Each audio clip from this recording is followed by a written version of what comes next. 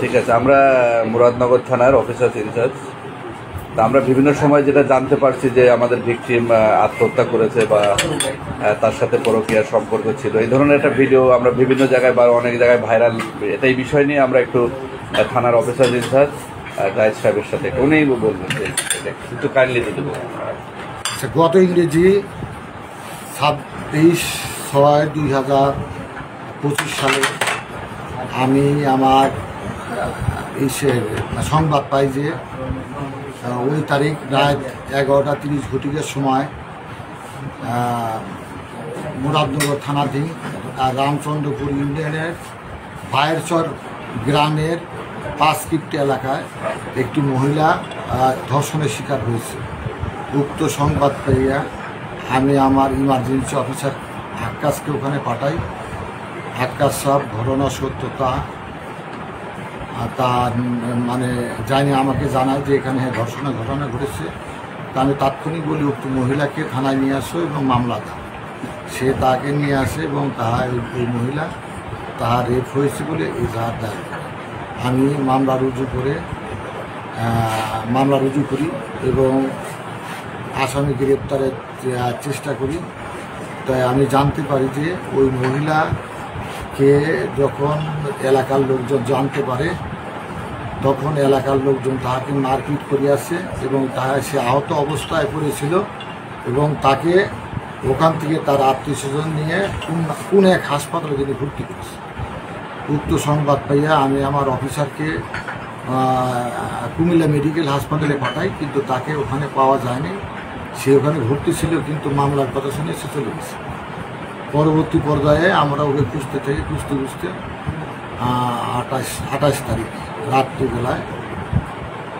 রাত্রিতে তাকে ঢাকা যাত্রাবাড়ি এলাকা থেকে এক হাসপাতাল থেকে চিকিৎসাধীন অবস্থায় গ্রেপ্তারের বর্তমানে সে চিকিৎসাধীন অবস্থায় কুমিল্লা মেডিকেল কলেজ হাসপাতালে অবস্থান করতেছে। তাকে বিজ্ঞ আদালতে তাকে গ্রেপ্তার দেখানোর জন্য প্রতিবেদন দাখিল করেছে যে তদন্ত করে অফিসার। পরবর্তীতে একটা ভিডিও ভাইরাল হলে আমরা ওর প্রেক্ষিতেই আর একটা মামলা রুজু করি, যা নারী ও শিশু নির্যাতন আইন ও পর্নোগ্রাফি আইনের মামলা, এবং 4 জন আসামিকে গ্রেপ্তার করিয়া ওই মামলায় বিজ্ঞ আদালতে প্রেরণ করি। মামলাটি বর্তমান তদন্তাধীন আছে। সাব ইন্সপেক্টর রুহুল এই মামলাটি তদন্ত করতেছে। আর কিছু ভিত্তিহীন সংবাদ পাওয়া গেছে, যেমন আমার কাছে কিছুক্ষণ আগে একটা সংবাদ আসলো যে ভিকটিম আত্মহত্যা করছে। এটা সম্পূর্ণ ভিত্তিহীন এবং ভিত্তিহীনই, কারণ মহিলা কিছুক্ষণ আগে এই মামলাটা তুলে গেছে।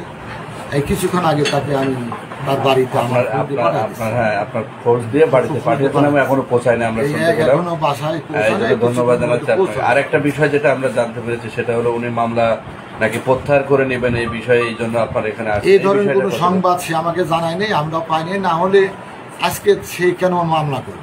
এই জিনিসটা আসলে আমরা সকাল থেকে বিভিন্ন বাংলাদেশের বিভিন্ন মিডিয়াগুলো প্রচার করছে যে সে মামলা প্রত্যাহার করে নেবে, তার ওর সম্পর্কে কোনো অভিযোগ নাই।